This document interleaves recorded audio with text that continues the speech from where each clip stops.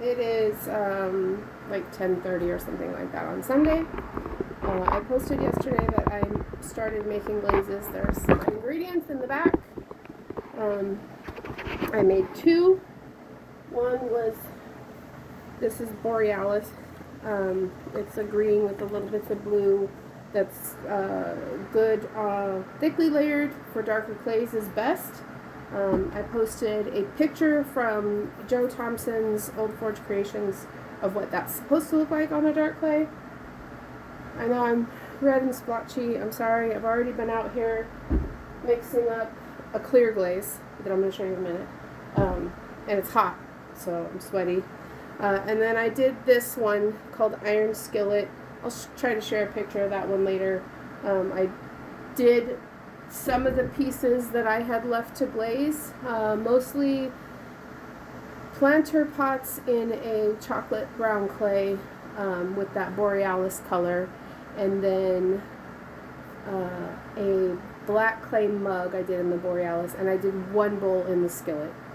And it was really thick, so I brushed it on, and I'm not sure if I got enough layers. I may thin it a little and do a quick dip today just to make sure that it's got enough coats and you don't see weird brush strokes, because it's supposed to be a dipping glaze anyway.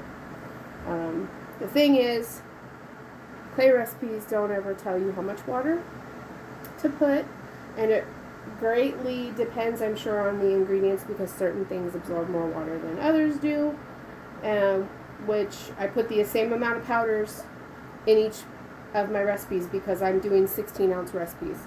So they're all going to end up being 16 ounces, give or take a few decimals, or give or take a few ounces of powder. And whether you do 100% water or whether you do 80 or 90% water, depends what the specific gravity is supposed to be, and that's getting all into the scientific-y stuff about it, but basically whether it's supposed to be more watery or less watery,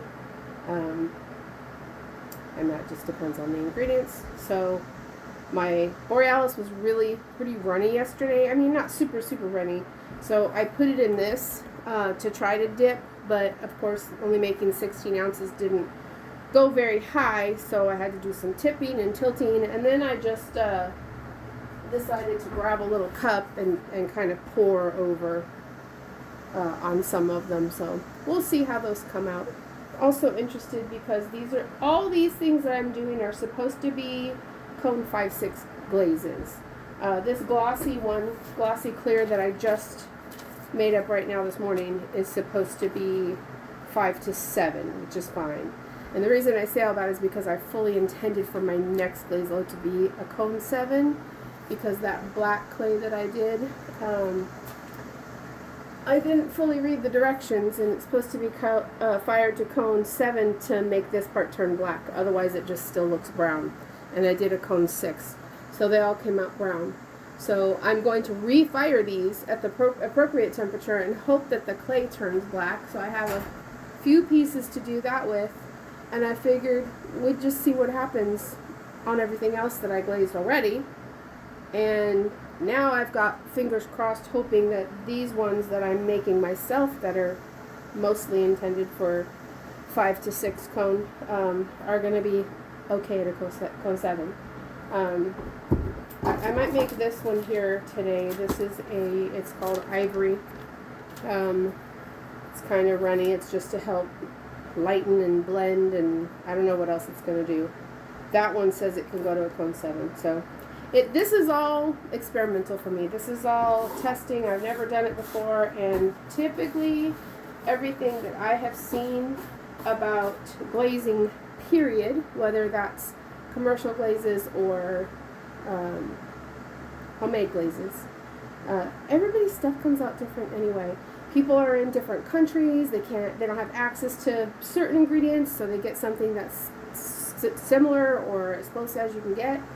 And so everything just comes out a little different, which is what makes pottery so unique. You're never going to get, the same thing twice.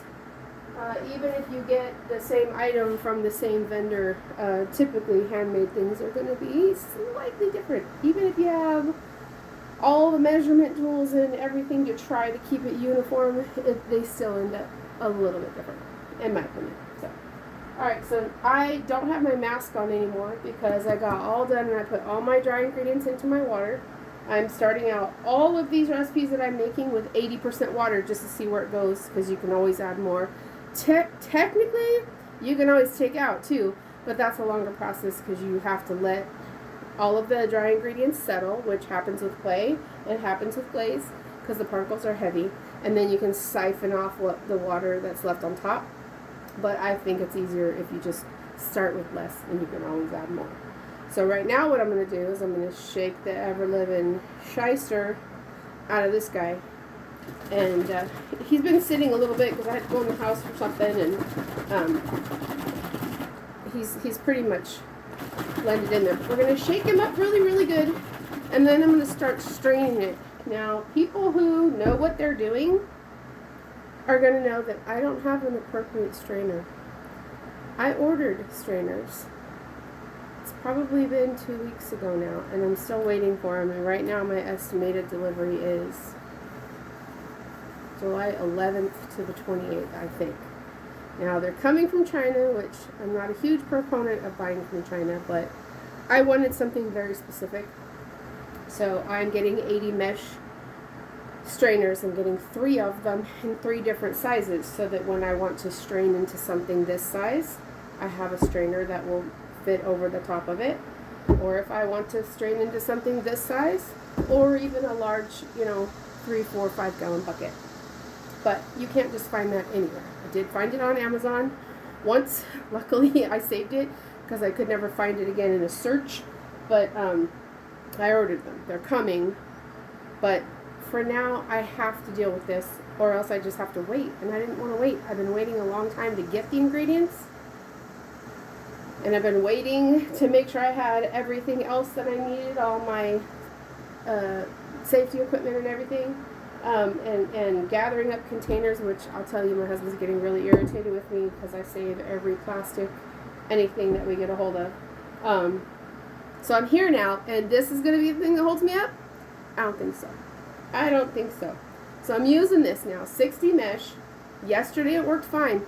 I may not have it down to as tiny a particles as it could be, should be, would be, but I think my glazes yesterday came out all right. Let me show you real quick. So these are the things I glazed yesterday. Now you can see some bubbling, not bubbling, but where it dripped when I did the pour over. So I can just go through with a blade, a razor, an X-Acto knife, whatever I am going to be able to find, and I can kind of scrape that stuff off. It's literally still good glaze, so I'll dry it out. It's going to come off powdered because it's dry, and I'll just do that into a little cup, not this big thing, but a little cup, and then I'll either put it over there. I have a little cup with dried glaze flakes that if maybe one day I'll sprinkle over. I don't know what I'm going to do with it. Or I can always just add it back to the glaze, and at some point if I needed to, I could add a little more water. Anyway, enough chit chat.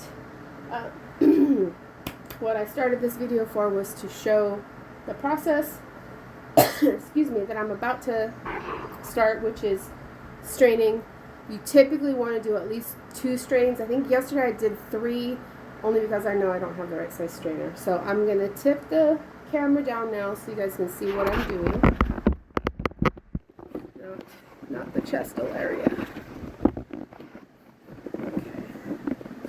Hopefully that's good. So I am going to use this guy. I didn't use him first yesterday, and I made one heck of a mess. So I switched to him on the second batch, and it seemed to work out better. Now this is, again, it's a process for me because I don't have the appropriate things I'm supposed to have. I'm hoping that when the strainers come, I can literally just set it on top and have 2 hands to use for whatever I'm doing. But as of right now, this is what I've got. So I have to hold this over and strain. And I need a brush. Where's my brush? Where's my brush? I had a little brush here yesterday.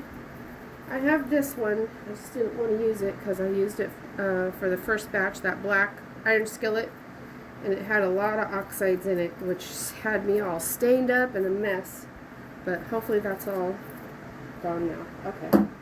So we're going to take our glossy clear from Old Forge Creations first 5 list, which is the list of the first 5 ingredients that you can buy to make multiple glazes. You don't have to get super, expensive to get started. This one's real runny with only 80% water. That barely left anything at the bottom. Let's see. And it didn't leave anything in the strainer. Like, there's really not any chunks in this, which is good. Didn't have a whole lot in the iron skillet yesterday. I had quite a bit in the Borealis, so I'm not sure which component made that happen, but it's not happening today. And this does have very different ingredients than I used yesterday because the iron skillet is not an Old Forge. I made sure I got a couple extra ingredients because I really wanted to make that recipe. So I think I'm going to be able to get away with 2 strains on this one. When my good strainers come in, I can always do an extra strain at the finer mesh. See what that does for me. So